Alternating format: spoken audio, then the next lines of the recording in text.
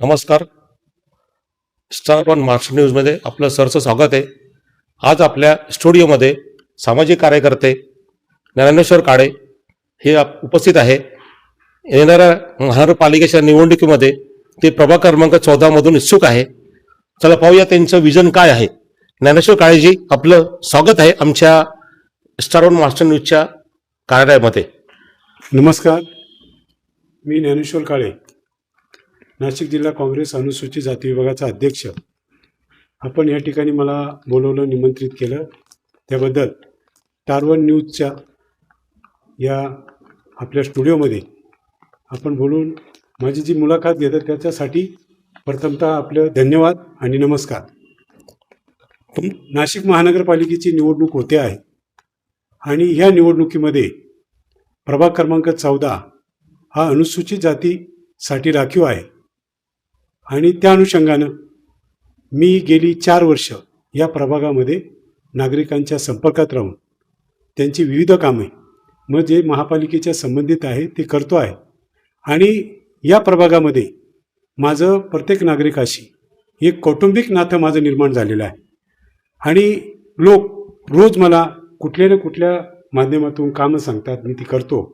हा जो त्यांच्यातला आणि माझ्यातला जो विश्वास निर्माण झालेला आहे त्याकरता मला या प्रभागातून उमेदवारी करायची आहे. माझा प्रश्न असा आहे का प्रभाग क्रमांक 14 मध्ये एक मनपा उर्दू शाळा आहे, मुलतानपुरा शाळा, महानगरपालिकेची शाळा बंद आहे, रंगारवाडा पण शाळा बंद आहे. म्हणजे एक एक शाळा, 3 शाळा तर बंद झालेल्या आहे. याच्या मागे तुमचं विजन काय?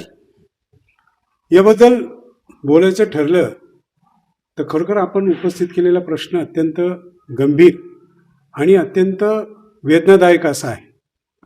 महापालिकेच्या शाळांमध्ये किंवा जिल्हा परिषदेच्या ज्या आजी शाळा, त्या शाळांमधून आपण शिकलो आणि त्या शाळेत शिकून आपण अनेक अधिकारी आपण बघितलेत, अनेक नेते आपण बघितलेत, विजन असलेली लोक आपण बघितली. पण दुर्दैवानं रोज रोज इंग्लिश मिडियमचं नवीन नवीन संस्था निर्माण होत आहेत, नवीन नवीन शाळा येत आहेत आणि वर्गाचा जो ओढा आहे तो अशा प्रायव्हेट खाजगी शाळांकडे आहे. आणि दुर्दैवानं महापालिकेची जी शाळा ज्या आहेत आपण उल्लेख केल्याप्रमाणे त्या जणू बंद पडत आहेत. परंतु माझ्या डोक्यात असा विषय आहे की आता ज्या पद्धतीने बी डी भालेकरच्या शाळेच्या बाबतीत महापालिकेने तो चुकीचा निर्णय घेतला होता, अनेक लोकांनी आंदोलन केलं आणि त्या आंदोलनातून ते थांबलं गेलं. परंतु भविष्यात अशा ज्या शाळा आता तुम्ही उल्लेख केला त्यांची अवस्था होऊ नये यासाठी मला महापालिकेच्या ज्या ज्या शाळा आहेत त्या बंद पडू नये, त्यांच्या विद्यार्थ्यांची संख्या वाढावी. कारण तिथे येणारा जो माणूस आहे तो झोपडपट्टीचा आहे, गरीब माणूस आहे, शाळा बंद झालेल्या आहे.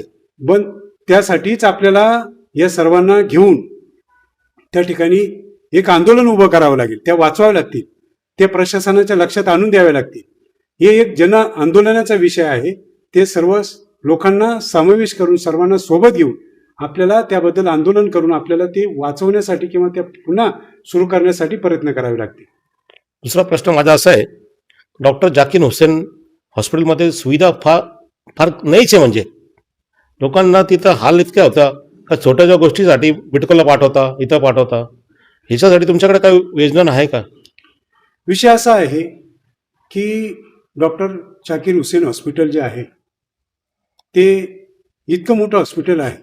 त्या ठिकाणी जर आपण सुविधा उपलब्ध करून दिल्या तर आजूबाजूचा जो एरिया आहे तो त्या ठिकाणी त्या गरीब लोकांना, झोपडपट्टीवासियांना, सगळ्यांना ती आरोग्याची सोय आपल्याला त्या ठिकाणी उपलब्ध करून देता येईल. कोरोनाच्या काळातला दुर्दैवी प्रसंग सोडला तर मला वाटतं कोरोनामध्ये सगळ्यात चांगलं रिझल्ट देणारं हे हॉस्पिटल होतं, डॉक्टर जाकीर हुसेन हॉस्पिटल. माझ्या डोक्यात अशी कल्पना आहे की या ठिकाणी जर आपल्याला ते हॉस्पिटल त्या ताकदीनं सुरू करायचं असेल, गरिबांना त्या सुविधा द्यायच्या असतील, आरोग्याचा प्रश्न मिटवायचा असेल, तर ज्या पद्धतीनं सिव्हिल हॉस्पिटलमध्ये मला वाटतं MEPच्या टाईप करून त्या ठिकाणी काही प्रॅक्टिस डॉक्टर करतायत, त्याच अनुषंगाने इथे या ठिकाणी MEP असेल किंवा SMPT असेल, अशा काही संस्था ज्या आहेत त्यांना त्या ठिकाणी त्यांचा टाईप करून त्या ठिकाणी त्या चांगल्या पद्धतीनं सुविधा, आरोग्याच्या सुविधा आपल्याला देता येईल असं विजन माझ्या डोक्यात आहे. जर आपण प्रभागातल्या दृष्टिकोनातनं जर बघितलं तर अनेक लोक त्या ठिकाणी रोज जातात, त्या ठिकाणी ट्रीटमेंट घेतात आणि ज्या पद्धतीनं आपण बोललात की बा त्या ठिकाणी सुविधा फार कमी आहेत आणि खरोखर आहे त्या अल्प आहेत आणि त्या सुधारण्याच्या दृष्टीने मला त्या ठिकाणी प्रयत्न करायचा आहे आणि तो मी करणार. आणि तिसरा प्रश्न असा आहे, आपला पहिला मुद्दा झाला शैक्षणिक, दुसरा झाला आपलं आरोग्य. आता आपल्या प्रभाग क्रमांक 14 मध्ये एवढं मोठं गार्डन आहे, डॉक्टर बाबासाहेब आंबेडकर उद्यान, परंतु त्या उद्यानाची एवढी दुर्दशा आली आहे, तर तुम्ही निवडून आल्यानंतर तुमचं विजन काही आहे का त्या गार्डनसाठी, म्हणजे प्रभाग क्रमांक 14 वरती? 100% माझं विजन असेल. कारण प्रभाग क्रमांक 14 मध्ये आता तुम्ही बघितला जुना नाशिक म्हणून उल्लेख केला जातो आणि या जुन्या नाशिकाचा उल्लेख करताना तुम्ही बघितलं असेल तर ते सगळं गावठाणाची जागा आहे आणि ते एकमेव गार्डन आहे माझ्या माहितीप्रमाणे. हो, एवढं मोठं जे गार्डन आहे, डॉक्टर बाबासाहेब आंबेडकरांचं नाव त्या गार्डनला आहे आणि म्हणून ते गार्डन ते सुशोभीकरण करून त्याचं म्हणजे त्या ठिकाणी त्या सगळ्या प्रभागातल्या लोकांना त्याचा कसा वापर करता येईल किंवा त्यांच्यासाठी ते कसं उपलब्ध करून देता येईल यासाठी माझा पहिला प्रयत्न असेल. चौथा मुद्दा असा आहे का आपल्या प्रभाग क्रमांक 14 मध्ये रहदारीचा जो विषय आहे, सारडा सर्कल आपल्यामध्ये होतो द्वारका, ह्याच्यासाठी तुमचं काही विजन आहे का? 100% विजन आहे. काय होतंय, सारडा सर्कलच्या ठिकाणची जी वाहतूक कोंडी आहे ती फार मोठ्या स्वरूपाची आहे.